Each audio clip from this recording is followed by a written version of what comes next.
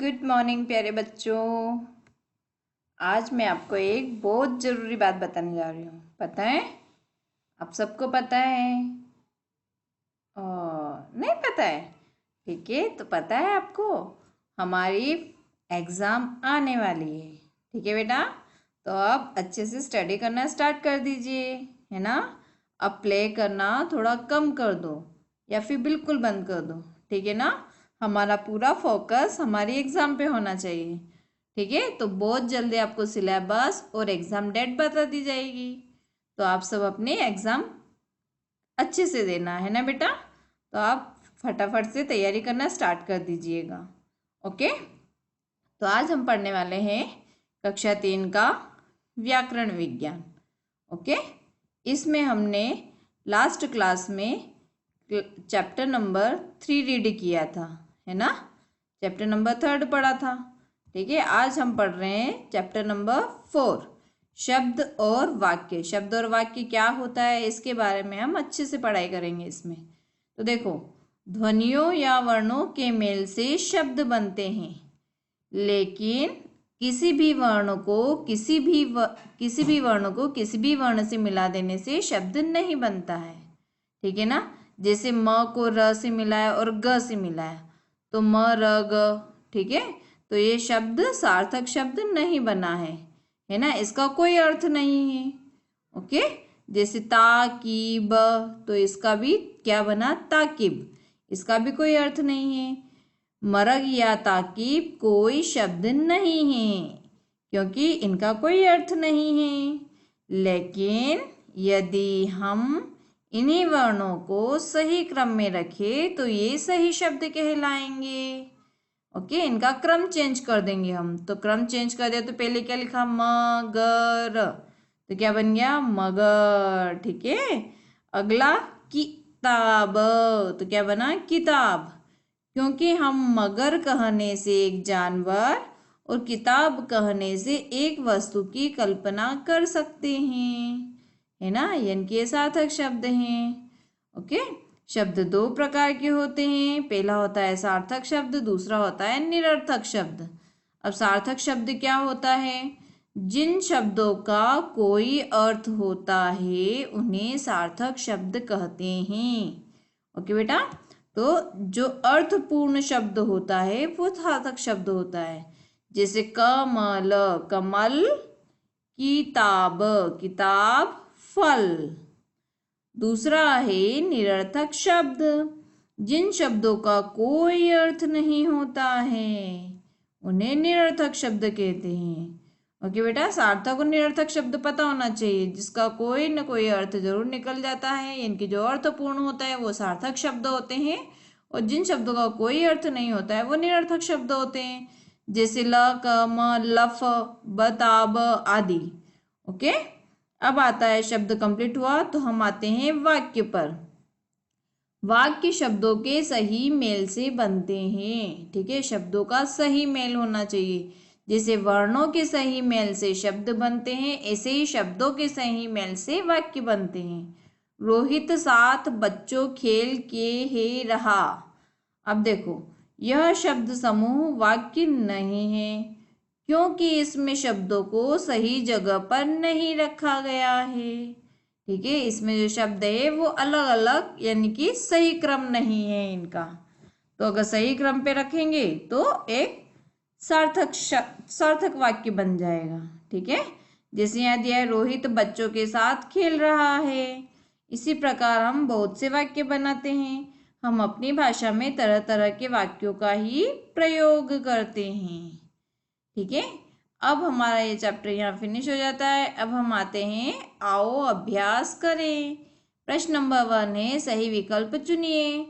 क, शब्द बनते हैं, तो शब्द किससे बनते हैं, वर्ण से। ठीक है, ख वाला है सार्थक शब्द है नदी, ननम या कसौ। तो देखो इन दोनों का तो कोई अर्थ नहीं निकलता है, तो सार्थक शब्द क्या हुआ, नदी। ग वाला है वाक्य बनते हैं आयोगवाह से, संज्ञा से या शब्दों से। तो अभी हमने पढ़ा है शब्दों से वाक्य बनते हैं। ओके, प्रश्न नंबर 2 है, सही शब्द पहचान कर दूसरी पतंग में लिखिए और गलत शब्दों के सही रूप तीसरी पतंग में लिखिए। यहाँ पर आपको 3 पतंग दी हुई है, ठीक है। ये पहली पतंग, ये दूसरी पतंग और ये तीसरी पतंग। पहली पतंग में बहुत सारे शब्द दिए गए हैं, ठीक है, जो सार्थक भी और निरर्थक शब्द भी हैं, ठीक है। तो जो सार्थक शब्द है उनको आपको सही शब्द वाले में, पतंग वाले में लिखना है, और जो निरर्थक शब्द है यानी कि जो शब्द गलत है उनको सही बनाकर यहाँ लिखना है, ठीक है। जैसे ख आ, तो ख क्या होता है, ये गलत शब्द है, तो गलत शब्द को सही क्या बना, आंख, ओके। अगला है लकम, तो ये भी गलत शब्द है, इसका क्या बना, कमल, ठीक है। अगला है आम, तो आम तो सही शब्द है, ठीक है। अगला है कबूतर, तो कबूतर भी क्या है, सही शब्द है। रंग, रंगू तो ये भी क्या है, गलत शब्द है, इससे बना है अंगूर, ठीक है। अगला है पेंसिल, तो पेंसिल क्या है, सही शब्द है। लड़का, लड़का सही शब्द है। डाघो, डाघो गलत शब्द है, इससे बना है घोड़ा, ठीक है। अगला है गाजर, तो गाजर सही शब्द है, ठीक है बेटा। नेक्स्ट है कार, तो कार क्या है, कार भी सही शब्द है। अगला है डियाची, तो डियाची क्या है, गलत शब्द है, तो इससे सही क्या बना, चिड़िया।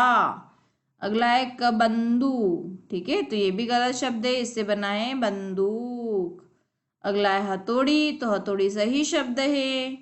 लिट्टी तो ये क्या है, गलत शब्द, इससे बना है तितली। अगला है त्रिशूल, तो त्रिशूल सही शब्द है। अगला है रदम्ब, तो ये है गलत शब्द, इससे बना है बंदर, ओके बेटा।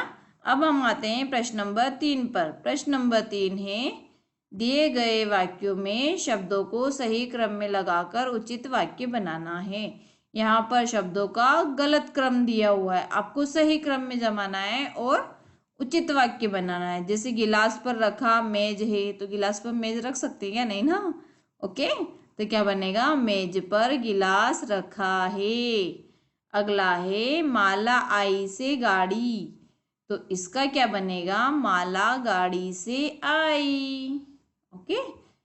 अगला है तीसरा, बनाया जूता मोची ने, तो इसको कैसे कैसे सही क्रम बनाना है, मोची ने जूता बनाया।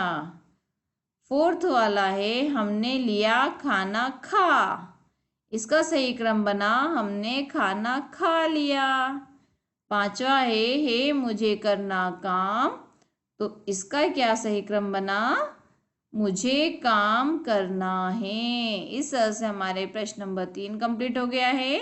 अब हम आते हैं प्रश्न नंबर 4 पर। यह पत्र गौरव ने अपने मित्र को लिखा है, पर इसमें मात्राओं का गलत प्रयोग हुआ है। सामने बने खाली पत्र में इसे ठीक कर कर लिखिए।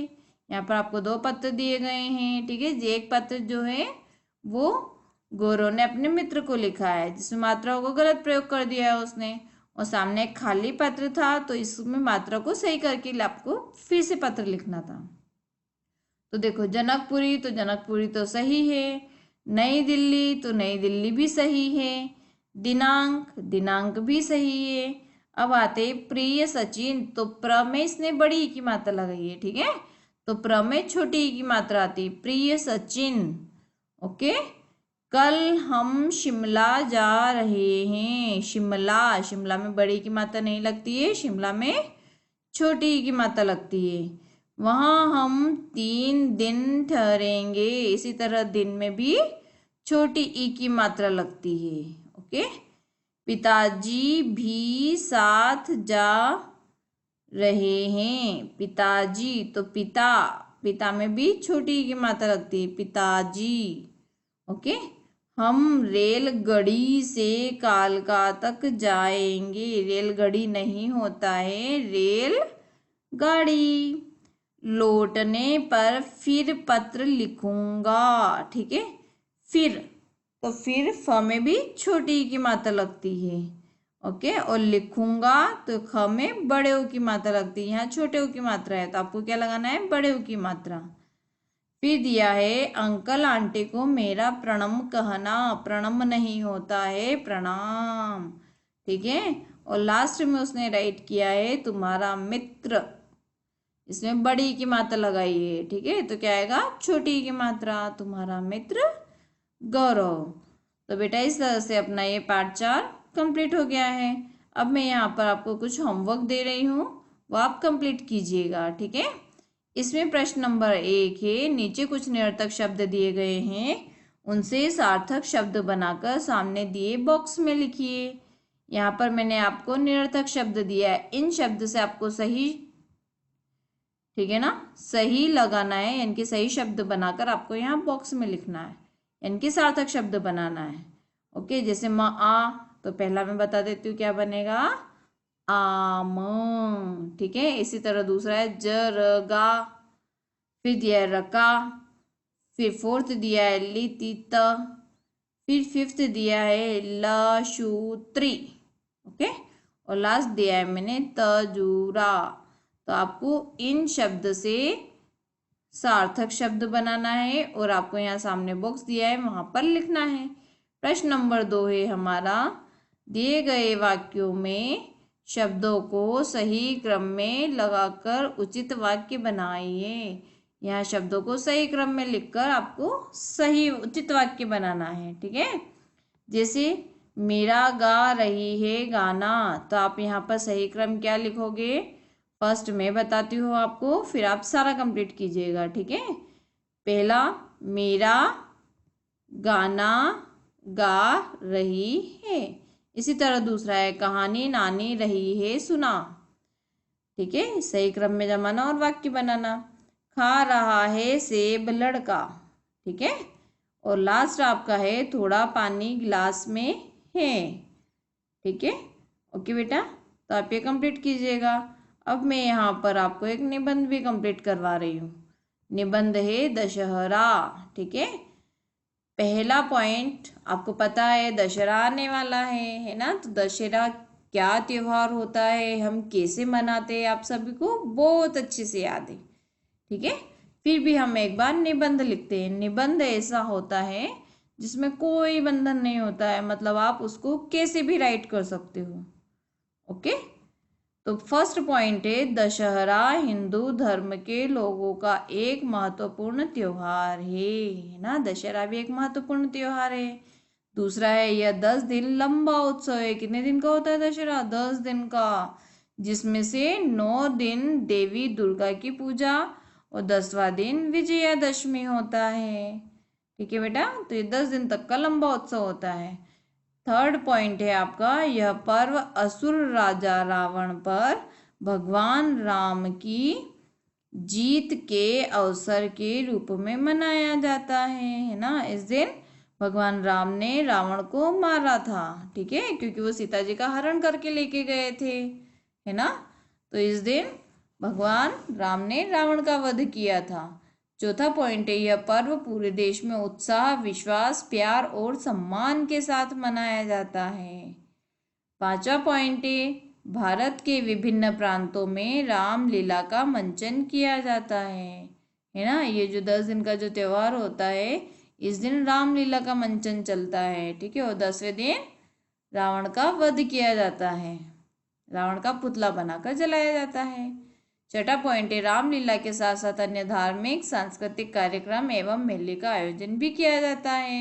आपने देखा होगा दशहरे का मेला लगता है ना, बहुत सी जगह पर लगता है। सातवां पॉइंट है, असत्य पर सत्य की जीत इस त्योहार का मुख्य संदेश है, ठीक है, यानी कि बुराई पर अच्छाई की जीत हुई थी इस दिन। ओके बेटा, तो ये 7 पॉइंट आप लर्न कीजिएगा और इसको एक बार लिख के भी देख लीजिएगा, ओके। और वंस अगेन मैं आपको फिर से याद दिला देती हूँ बेटा, अपनी एग्ज़ाम आने वाली है और अच्छे से आप तैयारी कीजिएगा, ओके बेटा, ठीक है, चलिए बाय बेटा।